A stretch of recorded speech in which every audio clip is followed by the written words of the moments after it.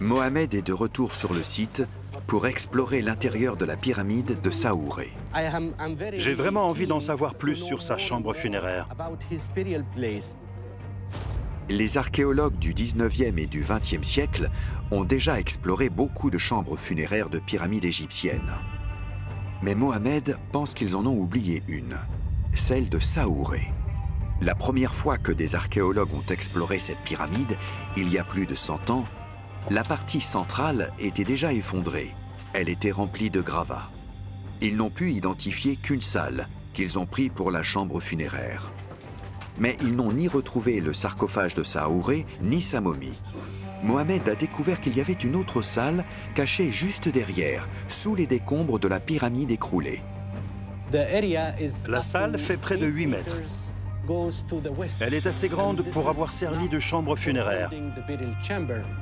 Il pense que c'est ici que Saouré repose encore aujourd'hui. Mon rêve, c'est de découvrir la chambre funéraire et d'en explorer le moindre centimètre carré. Je veux voir le sarcophage du roi.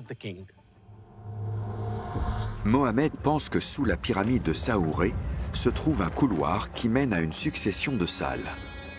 Ce que les premiers archéologues ont pris pour la chambre funéraire serait, d'après lui, l'antichambre. Il pense que la vraie chambre funéraire de Saouré n'a jamais été explorée et qu'elle contient encore le sarcophage du pharaon. Si Mohamed a raison et qu'il s'agit effectivement de la chambre funéraire de Saouré, ce serait une découverte majeure. Cela permettrait de mieux comprendre ce que sont devenues les pyramides après celles de Gizeh. Le moindre petit élément pourrait nous permettre de compléter ce qu'on sait de l'histoire des pyramides. Mais la mission ne sera pas aisée. Travailler à l'intérieur d'une pyramide effondrée de 4500 ans, c'est extrêmement dangereux.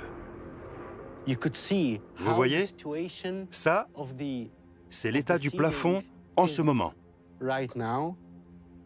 À l'époque, 3 poutres en pierre de 10 tonnes jouaient le rôle de plafond.